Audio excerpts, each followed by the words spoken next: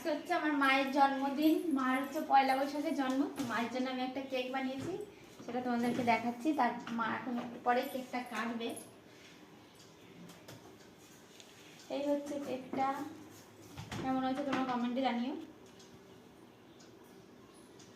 Mango আর হচ্ছে pineapple flavour, orange বলতে গেছিলাম। একদম সিম্পল ডেকোরেশন করেছি, দেখো কেমন লাগছে। মা এখন কেকটা কাটবে, মা রেডি হয়নি, তারপর দেখাচ্ছি। এই যে মা এখন কেক কাটতে বসে গেছে।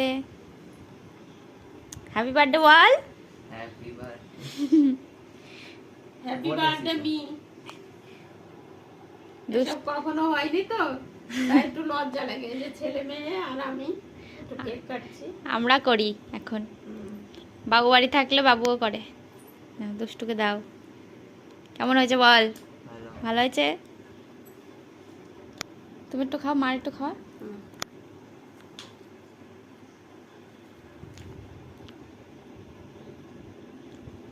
ওর পাপা বাড়ি নেই তো, ওই জন্য বেশি ভালো লাগে না আমার এসব করতে। আমরা তাও জোর করে করি। ছেলে মেয়ে ছাড়ে না, তাই করতে হয়। এখন মার গিফট বাকি আছে, এবার মার গিফট আছে।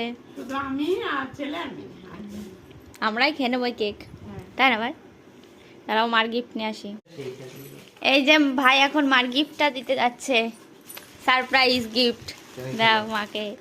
কেমন হয়েছে বলো ভাই? কেকটা সরাতো, না কেকটা ই হয়ে যাবে, সরিয়ে রাখ।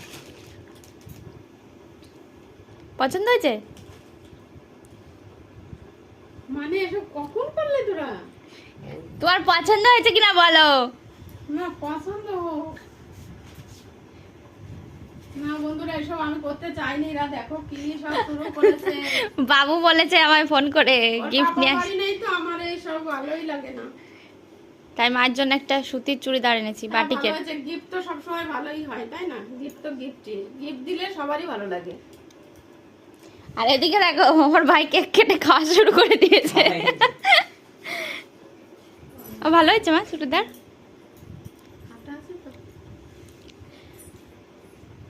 ভাই খাচ্ছিস? আরে না, আমি তা আমাদের এই বার্থডে ভিডিওটা তোমাদের কেমন লাগলো অবশ্যই কমেন্টে জানিও।